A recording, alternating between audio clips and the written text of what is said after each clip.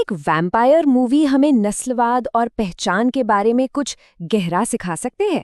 चलिए आज 2025 की फिल्म सिनर्स की दुनिया में चलते हैं और देखते हैं कि कैसे ये एक हॉरर फिल्म अश्वेत अमेरिकी अनुभव पर एक बहुत जरूरी टिप्पणी बन जाती है।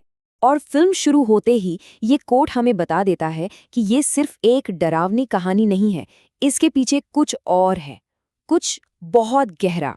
तो चलिए सबसे पहले ये समझते हैं कि ये फिल्म आखिर है किस बारे में और ये हॉरर जॉनरा का इस्तेमाल एक बड़ी कहानी सुनाने के लिए कैसे करती है।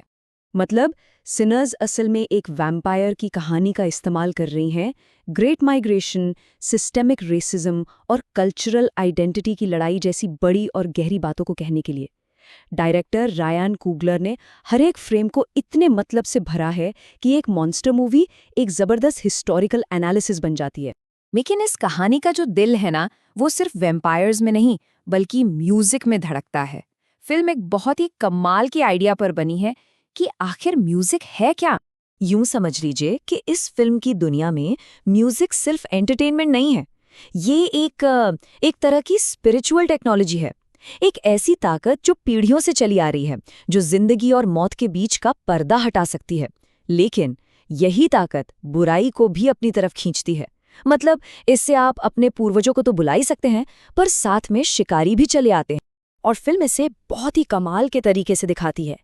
एक सीन है जिसमें वेस्ट अफ्रीका के ड्रमर्स से लेकर 1930s के ब्लूज, 70s के फंक और 90s के हिप हॉप तक सब एक ही धागे में पिरो दिए जाते हैं।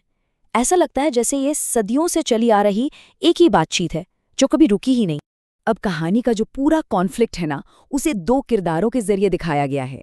ये दो जुड़वा भाई हैं और मजे की बात यह है कि दोनों ही किरदार माइकल बी जॉर्डन ने निभाए हैं। तो एक तरफ है स्मोक, जो बिल्कुल प्रैक्टिकल है, दुनिया जैसी है उसे वैसा ही देखता है, उसके सारे फैसले एकदम सोचे समझे होते हैं।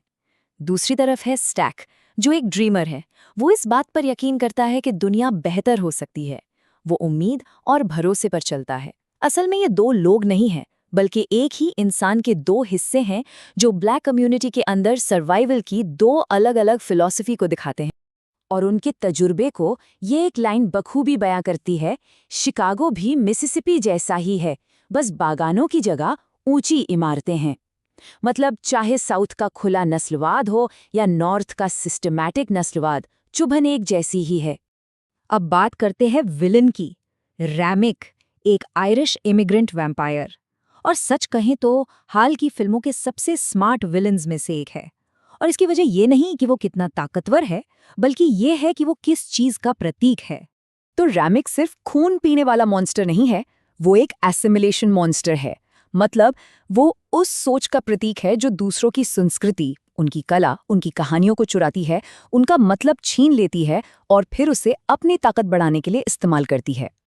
इस फिल्म के वैम्पायर्स की कुछ खासियतें हैं। पहली, वो कुछ नया बना नहीं सकते, सिर्फ दूसरों की नकल कर सकते हैं। दूसरी, वो अपने अंदर के खालीपन को भरने के लिए कहानियां और गाने चुराते हैं। और सबसे खतरनाक बात, वो बराबरी का वादा तो करते हैं, लेकिन उसकी शर्त ये होती है कि आपको अपनी पहचान पूरी तरह से मिटानी होगी। तो चलिए अब कहानी के क्लाइमैक्स पर चलते हैं, जहां फिल्म का सबसे जरूरी और दिल दहला देने वाला मैसेज छिपा है। दोनों भाई मिलकर एक जुक जॉइंट बनाते हैं। ये सिर्फ एक क्लब नहीं है, ये एक महफूज जगह है, एक ऐसी दुनिया जहां अलग अलग कम्युनिटी के लोग अपनी पहचान को बनाए रखते हुए एक साथ रह सकते हैं।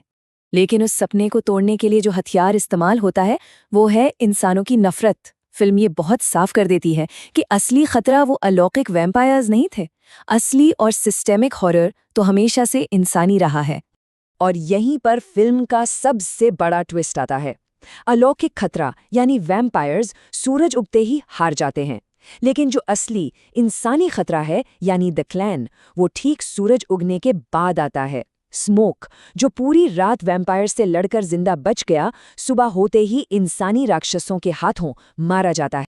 और फिर कई दशकों बाद फिल्म हमारे सामने अपना आखिरी फैसला रखती है। दो लोग, दो रास्ते। एक है सैमी, जो इंसानियत चुनता है और धूप में एक पूरी भले ही नश्वर जिंदगी जीता है, और दूसरा है स्टैक, जो अमरता चुनता है और अंधेरे में हमेशा के लिए एक खोखली जिंदगी जीता है। जब बूढ़ा सैमी अपने भाई स्टैक के इस अमरता के ऑफर को ठुकरा देता है तो फिल्म का मैसेज एकदम साफ हो जाता है। हाँ, शायद सिर्फ एक रात के लिए, लेकिन उस एक रात में उनके पास कुछ असली था। कम्युनिटी थी, म्यूजिक था और वो एक दूसरे के साथ थे। और शायद उतना ही काफी था। फिल्म यही कहती है कि असली आज़ादी हमेशा जिंदा रहने में नहीं है, बल्कि उन छोटे छोटे खूबसूरत पलों में है जो हम पूरी तरह से खुद होते हैं। तो आखिर में सिनर्स हमें इसी सवाल के साथ छोड़ जाती है, एक लंबी लेकिन बेमानी जिंदगी या आज़ादी से भरी एक छोटी सी रात? असल में जीने का मतलब क्या है, ये फैसला फिल्म हम पर छोड़ देती है।